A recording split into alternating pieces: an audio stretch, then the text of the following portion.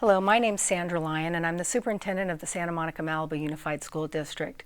I'm very pleased today to be here with Dr. Pedro Noguera from UCLA, who's going to be partnering with the school district to work on increasing equity and access for every student in our school district. So thank you for being with us, Dr. Noguera.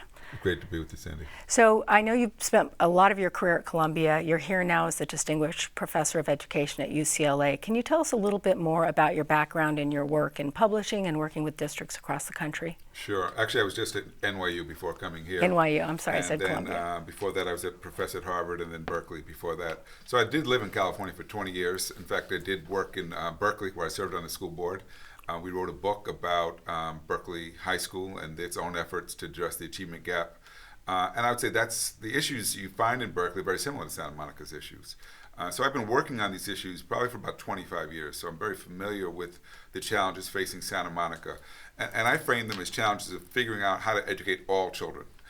In a district like this that has so many resources and such a supportive community, it should be possible to educate all the kids, not just the most privileged kids. And that's what we want to work with the district around, is how to make sure that every child gets their needs met. In Santa Monica, Malibu, the issue of equity has been surfaced for a number of years. Over the last 20 years, there have probably been 4 different efforts to really delve into the issue.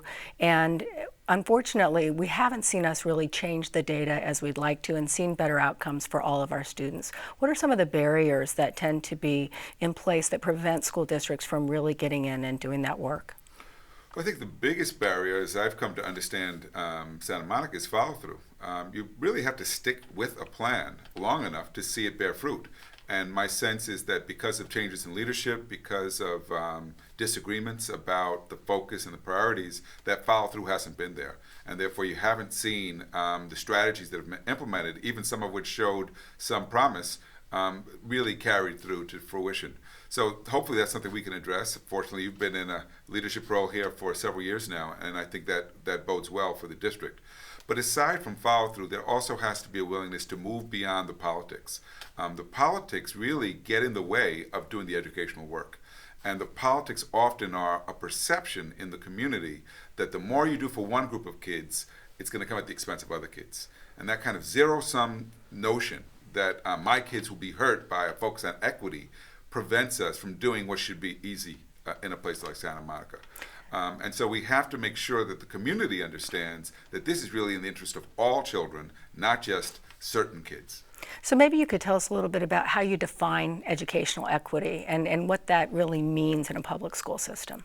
Sure, I think that's important because equity is not the same as equality. Equality is about treating everyone the same. Equity starts from the premise that we're not all the same. We come with differences in our backgrounds, in the support that we have at home, differences in the education level of our parents, differences in our personality, our temperament, and in our preparation. And so from that standpoint, what we have to do is to address those differences to make sure that every child gets what they need. Now, if you think about it, most parents get equity right away when it comes to their own children. Mm-hmm. We understand if you have more than one child, they're not all the same. Even twins are not all the same. They have different personality and temperament.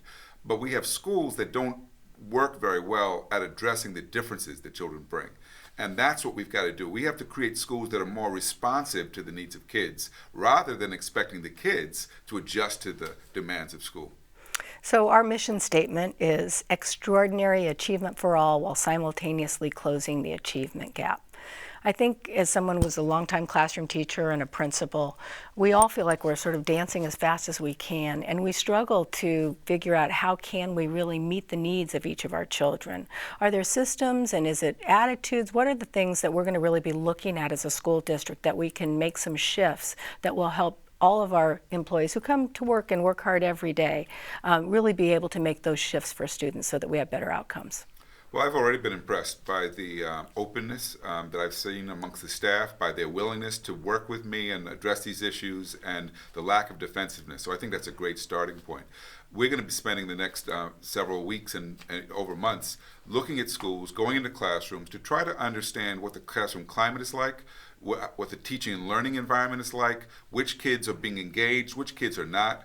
Understand how do we intervene when we see a child's not making progress. We should never see a child entering high school who's not reading at grade level, because we should be able to intervene much earlier to address that child's needs. So we need to understand why the system isn't working as it should.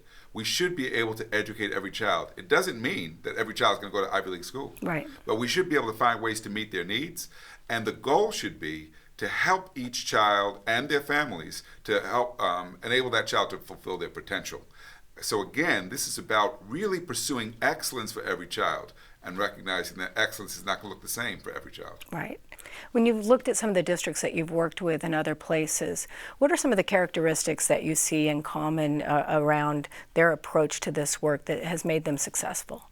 Well, I cite, we just did a book called Excellence Through Equity, so I'd encourage those in the audience who want to learn more about my work to look at that most recent book. And we identify schools and districts around the country that are making progress in addressing these issues. One of those districts is Abington, Pennsylvania, right outside of Philadelphia. And they're a district that has genuinely made progress, and you can see the progress in grades and test scores, in the number of kids going to college, and in the indicators that kids of color, low-income kids are now in advanced placement, in honors courses, and affluent white kids are not being held back, right? And Abington is proof that you can, in fact, move a district when there's consistent leadership, when people work together on a plan of action, when there's a willingness to ask tough questions and to address them. And so the example of Abington, I think, should be an inspiration to Santa Monica, that they can be as good as Abington, right? I know there's a lot of pride in Santa Monica for this community and for its schools. Well, you should know that you can do better than you are right now for all children. So I know that in looking at the timeline, getting our team into the schools to do the review is probably going to be pushed back. Do you think after the first of the year we'll have some sort of a report, maybe February, March? I'm hoping February, March. We're getting a late start, mostly because it's been complicated with the schedules of the schools. But I will be in schools soon. We want to do this well. We don't want to drag it out either. Right. But we want to make sure that we spend enough time in each school to have a good sense of what's going on before we make recommendations on what to do next. Great. Well, we appreciate your time today. We know that you'll be out in the community, and we will have this on our website at smmusd.org so that people who are interested in this process that we're going through to improve the outcomes for every student our district serves will be able to understand why we're doing this work to make sure that the students who need us most get what they need, and we continue to provide an extraordinary education for all. So thank you. Thank you, Sandy.